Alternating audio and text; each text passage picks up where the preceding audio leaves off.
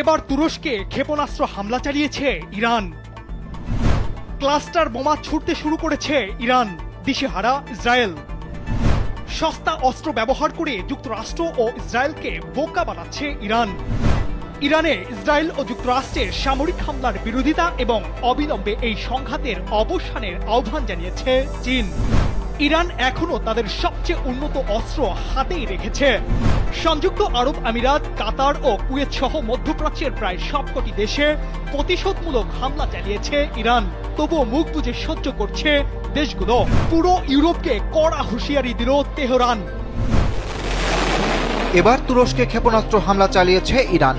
দেশটিতে সরাসরি কোনো মার্কিন সামরিক ঘাঁটি নেই, তবে পশ্চিমা সামরিক জোট ন্যাটোর ঘাঁটি রয়েছে। তুরস্ক নিজেও এই জোটের সদস্য, এজন্য সেখানে ন্যাটোর ঘাঁটি সহ বিভিন্ন স্থাপনা আছে এবং সেগুলো যৌথভাবে ব্যবহার করা হয়। বিশ্লেষকরা মনে করছেন, আঘাত আসতে পারে এমন সম্ভাব্য সব মার্কিন স্থাপনায় প্রতিশোধমূলক আক্রমণ করছে ইরান।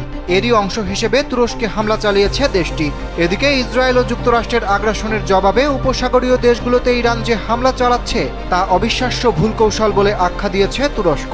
দেশটির পররাষ্ট্রমন্ত্রী হাকান ফিদান বলেছেন, আরব দেশগুলোতে আক্রমণ চালানোর কারণে ইরান এই অঞ্চলে অস্থিতিশীলতা আরও বাড়িয়ে দিচ্ছে। তুর্কি রাষ্ট্রীয় সম্প্রচার মাধ্যম টিআরটি হারবারকে দেওয়া সাক্ষাৎকারে তিনি বলেন, ইরানের এসব স্থানে নির্বিচারে বোমা বর্ষণ করা একেবারেই ভুল কৌশল। তেহরান এমন এক কৌশল নিচ্ছে, তা হলো আমি যদি ডুবি তবে পুরো অঞ্চলকেও সঙ্গে ডুবাবো।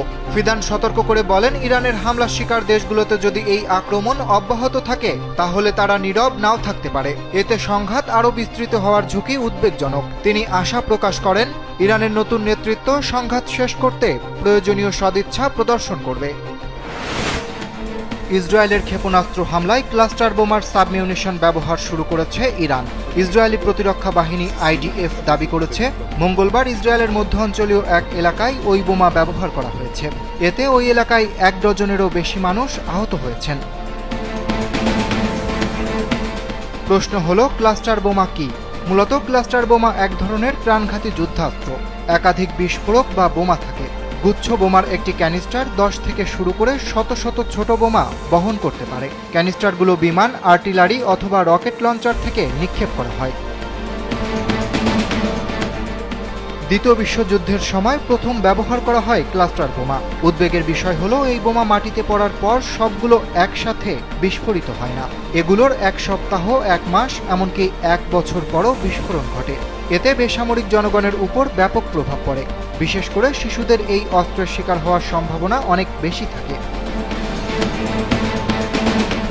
কারণ এই বোমাগুলো আবাসিক বা কৃষি এলাকার আশেপাশে পড়ে থাকতে দেখা যায়। অনেক সময় বোমাগুলোকে ছোট খেলনার মতো দেখায়, ফলে কৌতূহলবশত শিশুরা এগুলোর প্রতি আকৃষ্ট হয় এবং দুর্ঘটনার শিকার হয়। 2008 সালে এই বোমা নিষিদ্ধ করে 120টিরও বেশি দেশ, যার মধ্যে রয়েছে ফ্রান্স ও যুক্তরাজ্যের মতো মার্কিন মিত্ররাও। এমনকি যুক্তরাষ্ট্রে ক্লাস্টার বোমা উৎপাদন, ব্যবহার এবং পরিবহন সম্পূর্ণ নিষিদ্ধ। তেল আবিবের জেলা কমান্ডার হাইম সারগরফ বলেছেন, ইসরায়েলের মধ্যাঞ্চলের একাধিক স্থানে ক্লাস্টার বোমা দিয়ে আঘাত করেছে ইরান। হামলায় অনেকে আহত এবং বড় ধরনের ক্ষয়ক্ষতি হয়েছে। অরিত্র বাসু, কালবেলা। মধ্যপ্রাচ্যে ইসরায়েল এবং যুক্তরাষ্ট্রের মতো সামরিক পরাশক্তির বিরুদ্ধে প্রচলিত সরাসরি যুদ্ধে না গিয়ে ইরান এমন এক কৌশলী পথ বেছে নিয়েছে, যার মাধ্যমে অত্যন্ত সস্তা প্রযুক্তি ব্যবহার করে দামি প্রতিরক্ষা ব্যবস্থাকে এক প্রকার নিঃস্ব করে দিচ্ছে দেশটি। আর এই কৌশলের মূল অস্ত্র হল ইরানের তৈরি কামিকাজে বা আত্মঘাতী ড্রোন, যা বর্তমানে পেন্টাগন এবং তেল আবিবের নীতি নির্ধারকদের কপালে ফেলেছে চিন্তার ভাঁজ। ইরানের রণকৌশলের কেন্দ্রবিন্দুতে রয়েছে শাহেদ নামের আত্মঘাতী ড্রোনের বহর, যার এক একটি ড্রোন তৈরি করতে ইরানের খরচ হয় মাত্র 20 থেকে 50,000 ডলার।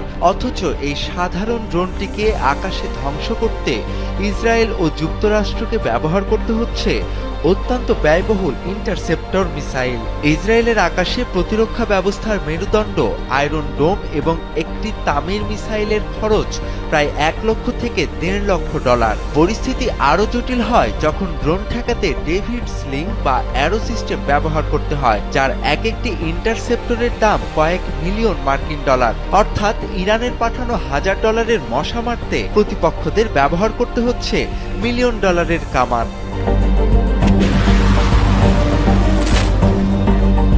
ইরানের এই কৌশলের নাম দেয়া হয়েছে ইকোনমিক অ্যাট্রিশন।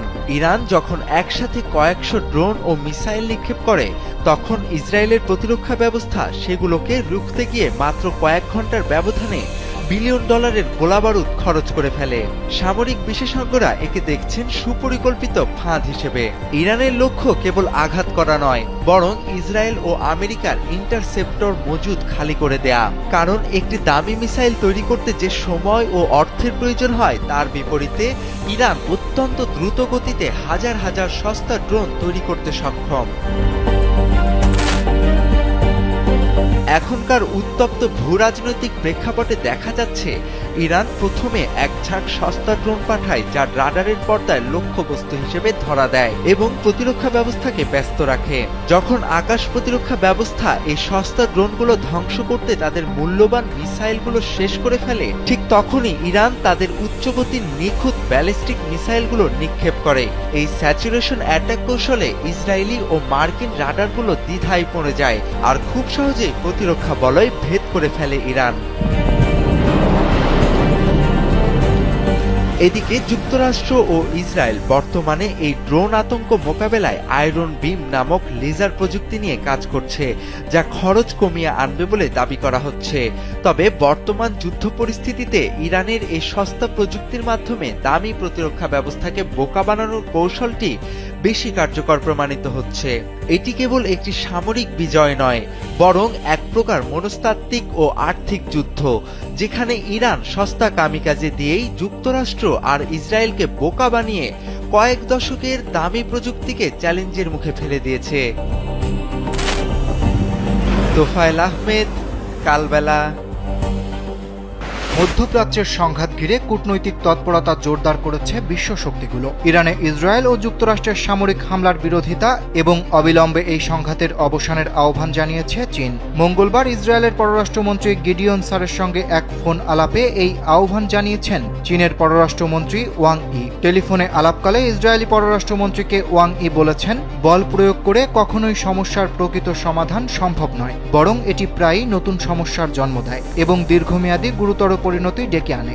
সামরিক শক্তির আসল সার্থকতা যুদ্ধক্ষেত্রে নয়, বরং যুদ্ধ প্রতিরোধ করার মধ্যে নিহিত। মঙ্গলবার ইরানের রাজধানী তেহরান, লেবাননের রাজধানী বৈরুত, বাহরাইনের মানামা, সংযুক্ত আরব আমিরাত, কাতার ও কুয়েতে ভয়াবহ হামলার ঘটনা ঘটেছে। পাল্টাপাল্টি আক্রমণে পুরো মধ্যপ্রাচ্য জুড়ে ইরানের হামলায় আঞ্চলিক যুদ্ধের ঝুঁকি তৈরি হয়েছে। এদিকে এই যুদ্ধকে কেন্দ্র করে বিশ্বজুড়ে জ্বালানি সরবরাহ ব্যাহত হওয়ার আশঙ্কায় আন্তর্জাতিক শেয়ার বাজারে বড় ধরনের ধস নেমেছে। এসব বিষয় উল্লেখ করে গিডিয়ন সারকে চীনের পররাষ্ট্রমন্ত্রী বলেছেন, আন্তর্জাতিক ও আঞ্চলিক সব সমস্যার সংলাপ ও আলোচনার মাধ্যমে সমাধান করা উচিত বলে চীন বিশ্বাস করে। তাই পরিস্থিতি স্বাভাবিক করতে চীন গঠনমূলক ভূমিকা পালন করবে বলেও জানিয়েছেন তিনি।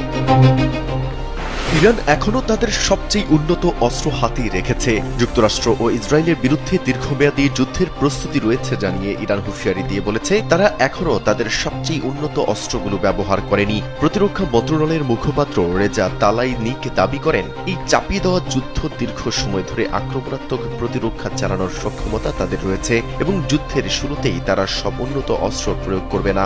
এদিকে মার্কিন সেন্ট্রাল কমান্ডের প্রধান জেনারেল কুপার দাবি করেছেন, ইরানের পাল্টা আঘাত হানার সক্ষমতা ক্রমেই হ্রাস পাচ্ছে। তিনি জানান, ইরান ইতিমধ্যেই 500টিরও বেশি ব্যালিস্টিক ক্ষেপণাস্ত্র এবং 2000 ড্রোন ব্যবহার করেছে। তবে বর্তমানে উৎক্ষেপণ সক্ষমতায় বড় ধরনের সংকটের মুখে পড়েছে। কিন্তু ইরান এই দাবি উড়িয়ে দিয়ে জানিয়েছে, তেহরান এখনও তাদের উন্নত অস্ত্রগুলোতে হাতই দেয়নি।